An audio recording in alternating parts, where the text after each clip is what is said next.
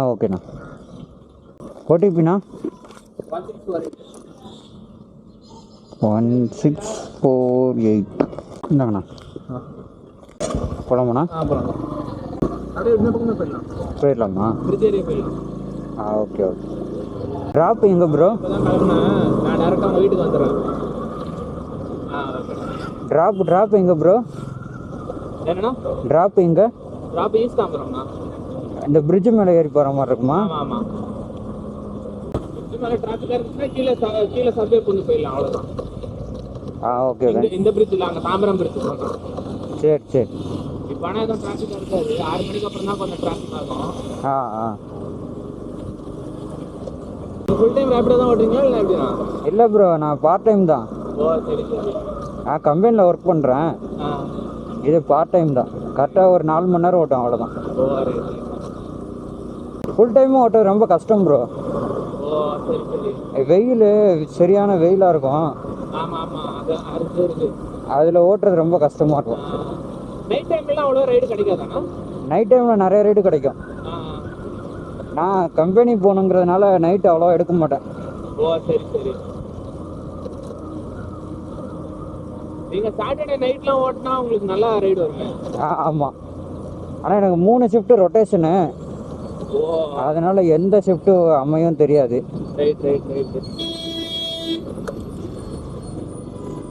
அதனால அதுக்கேற்ற மாதிரி ஓட்டிக்கிறது.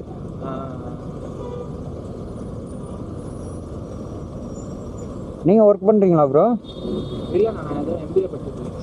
எம்பிஏவா? எம்பிஏனா மாஸ்டர் ஆஃப் பிஸ்னஸ் அட்மினிஸ்ட்ரேட்டிவா?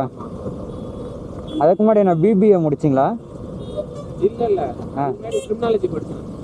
கிரிமினாலஜியா? என்ன ப்ரோ டிஃப்ரெண்ட்டாக இருக்குது? அது இன்ட்ரெஸ்டாக இருக்கணும் ப்ரோ கிரிமினாலஜி, இல்லையா? அது சும்மா பேசிக் தானே இருக்கும். நான் சும்மா என்னோட இன்ட்ரெஸ்ட்காக படித்தேன். அது நான் மெயினாக வந்து கவர்மெண்ட் எக்ஸாம் எழுதுறதுக்கு தான் இது பண்ணேன். இப்போ அப்படியே எம்பிஏ படிக்கிறேன். அப்படியே அந்த கவர்மெண்ட் எக்ஸாம்ஸ்க்கு ப்ரிப்பேர் பண்ணிட்டு. சரி சரி. ஏன்னா வீட்டில் சும்மா உட்கார முடியாது. சும்மா கரஸ்பாண்டன்ஸ்ல தான் போட்டிருக்கேன். Okay okay. கரஸ்ல போட்டு கவர்மெண்ட் எக்ஸாம்ஸ்க்கு ப்ரிப்பேர் பண்ணிட்டு இருக்கேன். அதுக்கு கிரிமினாலஜி படிக்க இன்ட்ரெஸ்டாக இருக்கும்ல ப்ரோ? மற்ற சப்ஜெக்ட்லாம் கூட கொஞ்சம் ஓகேயா இருக்கும். இதெல்லாம் ரொம்பலாம் இதெல்லாம் இருக்கும். ஏன்னா வந்து ரொம்ப பேசிக் தான் இருக்கும். அப்படியா? அதனால அது ரொம்ப பேசிக் தான் இருக்கும். இது என்னலாம் அதுக்கு என்ன பனிஷ்மெண்ட் அந்த மாதிரி தான் இருக்கும். ரொம்ப த்ரில்லிங்கா அந்த மாதிரிலாம் இருக்காதா? அந்த மாதிரிலாம் இருக்காது. அப்படியா? நான் எதிர்பார்த்தேன் இந்த மாதிரி கிரிமினாலஜி இருக்கே, அப்போ ரொம்ப இன்ட்ரெஸ்டாக இருக்கும்னு நினச்சேன். ஏன்னா நம்ம படத்தை பார்த்து நம்ம மைண்ட் செட் அப்படி ஆயிடுச்சு. ஒர்க்குக்கு போகும்போது அப்படி இருக்கும். அது டோட்டலா வேற. அந்த ஃபீல்ட்ல நிறைய ஒர்க்லாம் இருக்கு. அந்த ஒர்க்குக்கு போகும்போது வேற. அது இன்வெஸ்டிகேஷன் அந்த மாதிரி எல்லாம் போயிடும். அது டோட்டலா வேற மாதிரி இருக்கும். சரி சரி. இது படிக்கிறது வந்து பேசிக்கா என்ன மாதிரி எல்லாம் வேலை பண்ணுவாங்க அந்த மாதிரின்றதுதான். இப்போ எம்பிஏனா பிசினஸ் பண்ண போறீங்களா? இல்ல நான் எம்பிஏ ஃபினான்ஸ் படிச்சிட்டு இருக்கேன். நான் இந்த எம்பிஏ போட்டது சும்மா தானே போட்டிருக்கேன் நான். ஓகே. எம்பிஏ வந்து கரஸ்பாண்டன்ஸ்ல சும்மா போட்டு வச்சிருக்கேன் நான். இந்த கவர்மெண்ட் இது கிளியர் ஆயிடுச்சுன்னா அதை அப்படியே விட்டுருவேன் நான். Okay okay. ஆனா கரஸ்பாண்டன்ஸ்ல சும்மா போய் எக்ஸாம்ஸ் மட்டும் தானே எழுதணும். காலேஜ் போக வேண்டிய அவசியம் இல்ல. அதுதான். எம்பிஏ முடிச்சா நீங்க ஒரு ஹெச்ஆர் கரெக்டா?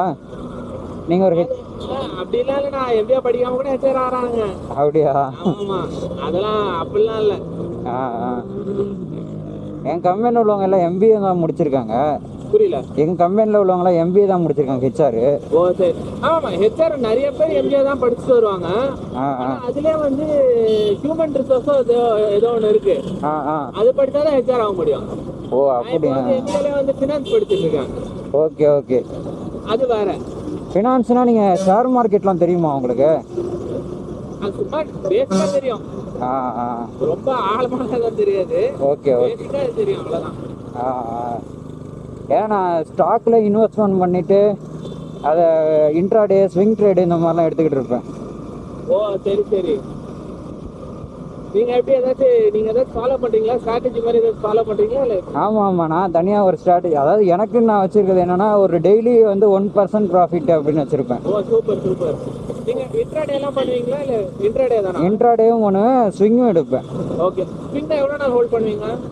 ஒரு 7 நாள்லேருந்து 10 நாள், இல்லை மேக்ஸிமம் 1 மாதம். ஓ சரி, ஓகே ஓகே. அப்படி எடுப்பேன். நான் இப்போ இந்த ஜனவரியிலேருந்து எடுத்தேன் 24% ஓவராலாக ப்ராஃபிட்டு. ஓ சூப்பர்ண்ணா. அது முன்னாடிலேருந்து நான் வந்து பேசிக் மட்டும் தெரியும், எப்படி பண்ணணும்லாம் தெரியாது. சும்மா பேசிக் மட்டும் தான் தெரியும். நீங்க இந்த ஃபியூச்சர்ஸ் அண்ட் ஆப்ஷன்ஸ் அதெல்லாம் நீங்க பண்ண மாட்டீங்களா? இல்ல அது வந்து ரொம்ப ரிஸ்க், அதுக்கு நிறைய ஸ்கில் வேணும். Right right. ஆமாண்ணா, ஃபுல்லா நீங்க உட்காரணும்ல முதல்ல. ஆமா இதனா நான் என்ன பண்ணேன், டெய்லியும் மார்க்கெட் நியூஸ் மட்டும் பார்ப்பேன். ஓ சரி. பார்த்துட்டு எந்த ஸ்டாக் வந்து பாசிட்டிவா ஒரு நியூஸ் இருக்கோ அந்த ஸ்டாக்கோட டெப்ட் எப்படி இருக்கு, போர்ட்ஃபோலியோ எப்படி இருக்கு. ஓ நீங்க வர்க்ல இருந்தா கூட இதெல்லாம் பார்த்தலாம் நீங்க ஆக்சுவலா? ஆமா, குவார்டர்லி ரிசல்ட் இது எல்லாத்தையும் பார்ப்பேன். ஓ ரைட். பார்த்துட்டு எனக்கு நம்பிக்கை இருந்துச்சுன்னா ஸ்டாக்கை வாங்கிடுவேன். வாங்கிட்டு 2% 1% தான், டக்குன்னு வித்துட்டு வெளியே வந்துடுவேன். அது போதும்ண்ணா, அது தாராளம், அது போதும். என்ன ஆப் யூஸ் பண்றீங்க நீங்க? ஜீரோதா. ஜெரோதால நீங்க அந்த எம்டிஎஃப் யூஸ் பண்ணுவீங்களா? அது தெரியல எனக்கு. இப்போ நீங்க ஷேர்ஸ் மாதிரி தானே வாங்குவீங்க? ஆமா. இப்போ ஷேர்ஸ் வாங்கும் போது அது என்னன்னா, அதுல வந்து எம்டிஎஃப்னு ஒன்று இருக்கு. அது மார்ஜின் ட்ரேடட் ஃபண்ட்ஸ்னு. இப்போ வந்து ஒரு ஸ்டாக் வந்து 500 ரூபா இருக்குன்னு வைங்க, அவன் வந்து மார்ஜின் கொடுப்பான் உங்களுக்கு. எப்படின்னா அவன் வந்து 4 டைம்ஸ் மார்ஜின், இப்போ 5 டைம்ஸ் மார்ஜின் மேக்ஸிமம் அவன் கொடுக்கறது வந்து 5 டைம்ஸ் இருக்கும். அவன் 5 டைம்ஸ் மார்ஜின் கொடுக்குறான்னா, நீங்க உங்க அக்கௌண்ட்ல இப்ப 500 தான் இருக்குன்னு வைங்க, உங்களால ஒரு ஷேர் தான் வாங்க முடியும். கரெக்டா? அதுவே வந்து நீங்க வந்து அந்த எம்டிஎஃப் யூஸ் பண்ணீங்கன்னா 5 ஷேர் வாங்கலாம். ஓ, அவனே நமக்கு ஃபண்ட் இன்வெஸ்ட் பண்ணுவான், கொடுப்பான். ஆனா என்னன்னா, இப்போ ஹோல்ட் பண்றோம்னு வைங்க, இப்போ வந்து நம்ம 10,000 ரூபாய் போடுறோம், ஆனா வந்து நம்ம மொத்தமா 50,000 ரூபாய், இது 40,000 ரூபாய் வந்து அவனோட காசு. சரி. அவன் ஒரு நாளைக்கு வந்து 0.04% இன்ட்ரெஸ்ட் எடுத்துப்பான். ஓ புரியுது. ஆனா இப்போ என்ன பிரச்சனைனா, ப்ராஃபிட்ல போச்சுனா நமக்கு செமையா காசு வரும். ஆனா லாஸ்ட்ல போச்சுனாலுமே அதே மாதிரி காசு போகும். ஆமா, நம்ம போட்ட அந்த 10,000 ரூபாயில இருந்து நமக்கு நிறைய மைனஸ் ஆயிடும். இப்போ வந்து இல்ல, இப்போ 10,000 ரூபாயில இருந்து இப்போ வந்து நம்ம 500 ரூபாய்க்கு ஷேர் வாங்கணும்னா 20. இல்ல, நீங்க சொல்றது எனக்கு புரியுது. 10,000 ரூபாய்க்கு வந்து 50,000 ரூபாய் ஸ்டாக்கான மைனஸ் 10,000 ரூபாயிலே போயிடும் நமக்கு. அதேதான். 50,000 ரூபாய்ன்றப்போ நம்ம 100 ஸ்டாக் வாங்குவோம். நம்ம அது 10 ரூபாய் ஸ்டாப் லாஸ் வச்சோம்னா 10,000 ரூபாயில வந்து நமக்கு வெறும் வந்து 200 ரூபாய் தான் போகும். புரியுது. அதுல வந்து 2,000 ரூபாய் போகும். ப்ராஃபிட்டும் அதே மாதிரி வரும். புரியுது. கான்ஃபிடென்ட்டா இருக்கீங்கன்னா அது பண்ணலாம். அது ஆக்சுவலா அது நீங்க செக் பண்ணி பாருங்க. உங்களுக்கு கான்ஃபிடென்ட்டா அந்த மாதிரி வருது. ஏன்னா 0.04% இன்ட்ரெஸ்ட்ன்றது வந்து எதுவுமே இல்ல. இது அமௌண்ட் இருக்கிறதுல ரொம்ப கம்மி. அது ஆமா, அது இன்ட்ரெஸ்ட்லாம் அது ஒரு கணக்காவே வராது. அதனால நீங்க வந்து ஒரு 3 டேஸ்ல 4 டேஸ்ல க்ளோஸ் பண்றீங்க, 1 வீக்ல க்ளோஸ் பண்றீங்கன்னா கூட அதெல்லாம் நல்லாவே ப்ராஃபிட். அது சும்மா செக் பண்ணி பாருங்க. நமக்கு ஆனா கம்பெனியோட நியூஸ் நல்லா தெரியணும், ஏறுமா இறங்குமா. நம்ம இல்ல, நீங்க இப்ப பண்றேன்னு சொன்னீங்கல்ல, அதனால நான் சொல்றேன். நீங்க இப்ப 1% 2% தான் எய்ம் பண்றேன் அப்படின்றப்போ நீங்க அந்த மாதிரி ட்ரை பண்ணீங்கன்னா இன்னும் நல்லா ப்ராஃபிட் கிடைக்கும். நீங்க வந்து அந்த 1% ட்ரை பண்ண வேணாம், 0.5% வந்தாலே இல்ல, உங்களுக்கு ஓவராலா வந்து 2.5% ப்ராஃபிட் அந்த மாதிரி ஆகும். கரெக்ட். சோ நீங்க வந்து இன்னும் கொஞ்சம் ரிஸ்க் கம்மியா, உங்களுக்கு வந்து நீங்க கொஞ்சம் சேஃபா ட்ரேட் பண்ணலாம். அதே மாதிரி உங்களுக்கு ரிஸ்க்கும் கொஞ்சம் அதிகம்னு வச்சுக்கோங்க. ப்ராஃபிட்ல போச்சுன்னா தாராளமா எவ்வளவு நாளும் இது பண்ணலாம். ஆமா. லாஸ்ட்ல போச்சுன்னா அதை ஹேண்டில் பண்ற இது இருக்கணும். அது சும்மா இல்ல, நீங்க சொல்றீங்க இந்த லெஃப்டா. ஆமா 0.5%ங்கிறது வாலட்டிலிட்டிலே நமக்கு கிடைச்சிரும். புரியுது. ஸ்டாக் வாலட்டிலிட்டி நமக்கு 0.5 கிடைச்சிரும். அதுதான் அது ஈஸியா கிடைச்சிரும். அதனால தான் நான் உங்ககிட்ட வந்து அது ட்ரை பண்ண சொல்றேன் நான். பரவாயில்ல, இந்த ஆப்ஷன் நல்லா இருக்கு, நான் அடுத்த டைம் ட்ரை பண்றேன். நீங்க MTF ன்னு தேடி பாருங்க, மார்ஜின் ட்ரேடட் ஃபண்ட்னு வரும். அது நீங்க ட்ரை பண்ணி பாருங்க. அது கூகுள்லயே வந்து நிறைய எப்படி உங்களுக்கு வந்து இப்ப அந்த கால்குலேஷன் தெரியணும்னு மார்ஜின் ட்ரேட் இந்த ரைட் அந்த ரைட் காமிங்க. கூகுள்ல வந்து MTF ஜெரோதா MTFன்னு போடுங்க, அப்போ உங்களுக்கு நிறைய காமிக்கும். அது அதே மாதிரி வந்து உங்களுக்கு வந்து இப்போ வந்து நீங்க ஒரு ஸ்டாக் எடுக்கிறீங்கன்னு வைங்களேன், நீங்க வந்து ஓகே ஒரு 1 வீக் ஹோல்ட் பண்ற மாதிரி இருக்கீங்க, நீங்க வந்து உங்களோட ப்ராஃபிட் பர்சன்டேஜ் வந்து 2%. அதே மாதிரி 2% லாஸ் ஆச்சுன்னா கூட அந்த எம்டிஎஃப் கால்குலேட்டர்னு போடுங்க. அதுல வந்து என்ன ஸ்டாக்கு, எவ்வளவு ரூபாய்க்கு எடுக்கிறீங்க, உங்களோட ப்ராஃபிட் பெர்சன்டேஜ் எவ்வளோ, அதே மாதிரி லாஸ்ட்ல போச்சுன்னா கூட எவ்வளவு கால்குலேஷனோட பக்காவா சார்ஜஸோட அவன் கொடுப்பான். உங்களுக்கு ஒரு ஐடியா இருக்கும்.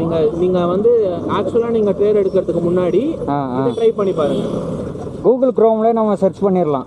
ஆமா ஜெரோதா எம்டிஎஃப்னு போடுங்க, அவன் எல்லா டீடைல்ஸும் கொடுப்பான். அதுல வந்து எப்படி அது என்ன மாதிரின்னு, அப்படி இல்லைன்னா ஜெரோதா எம்டிஎஃப் கால்குலேட்டர்னு போடுங்க. ஓகே அது நீங்க என்ன ஸ்டாக்கோட என்னென்னு பக்காவா காமிப்பான் அது. நீங்க ஆனா வந்து ஜெரோதால வந்து அந்த எம்டிஎஃப் போய் எனேபிள் பண்ணணும். வருது. வேற எப்படி ப்ரோ, ஸ்ட்ரைட்டா போய் போலாமா? நான் இவ்வளோ நாள் மார்க்கெட் பண்ணேன், இந்த ஆப்ஷன் இப்போ நீங்கள் சொல்லி தான் எனக்கு ஐடியா வருது. நான் இப்போ தான் கொஞ்சமாக அப்படியே கொஞ்சம் பேசிக்லேருந்து அப்படியே கொஞ்சமாக இது கற்றுக்கிட்டு இருக்கேன் நான். ஸோ அப்போ நானே இப்போ ஜெரோதா தான் யூஸ் பண்ணுறேன். உங்களுக்கு ஏஜ் என்ன ப்ரோ ஆகுது? புரியல. உங்களுக்கு ஏஜ் என்ன? எனக்கு வந்து 23. 23? ஓகே எனக்கு 25. சரி ரைட் எடுத்துக்கோங்க. ஓகே.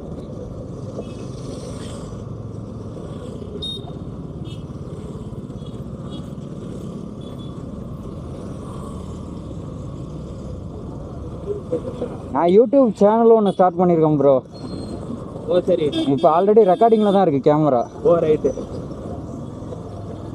நான் ஒரு 3 மாதம் ஆச்சு ஆரம்பிச்சு.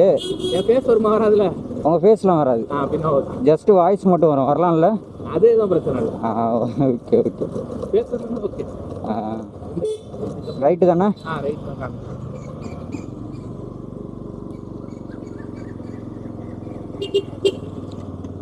ஏன்னா யூடியூப்ல ஒரு 1000 சப்ஸ்கிரைபர்ஸு 4000 வாட்ச் ஹவர்ஸ் வந்துடுச்சுன்னா அது நமக்கு ஏர்னிங் சோர்ஸ் ஆயிரும். அதனால தான் எல்லா லைன்லேயும் உள்ளே போய் பார்த்துடுறது. Company, Rapido, YouTube. ஆமாம், கடைசியில் என்னன்னா எங்கே போய் நீங்கள் என்ன பண்ணாலும் கடைசியில் காசுல தான் நிற்கும். ஆமாம் கரெக்டு. அது யாராலையும் வந்து காசு முக்கியம் இல்லை அப்படின்னு சொல்கிறோன்னா எப்படினாலும் கண்டிப்பாக கடைசியில் நிற்கிறது அதுதான் நிற்கும். காசு தான். ஆமாம். இந்த லெஃப்டா ப்ரோ? இந்த லெஃப்ட்.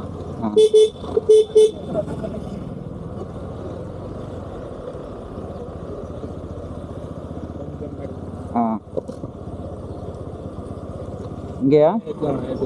ம்.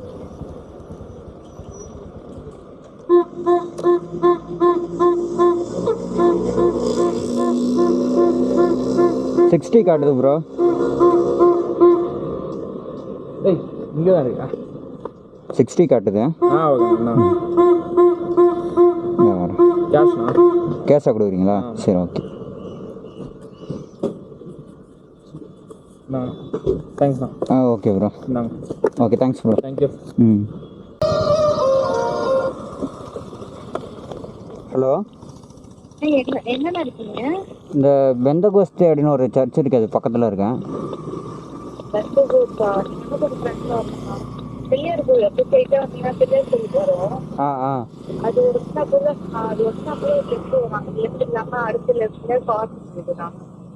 அப்படியா?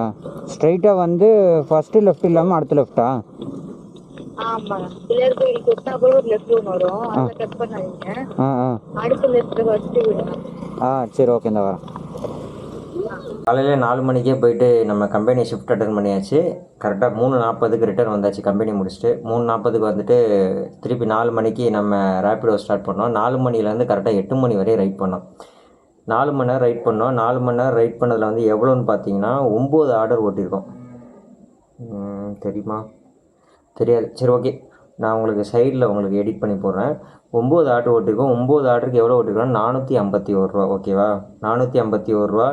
கிலோமீட்டர் வந்து எவ்வளோன்னு பார்த்தீங்கன்னா 64 கிலோமீட்டர் ஓட்டியிருக்கோம். நம்ம வண்டிக்கு எப்படியும் 110 ரூபா கிட்ட பெட்ரோல் காஸ்ட் ஆகிருக்கும். அப்போனா எவ்வளோ? 451 ரூபாவில் நமக்கு வந்து 110 ரூபா போச்சு அப்படின்னா நமக்கு 341 ரூபா ப்ராஃபிட்டு.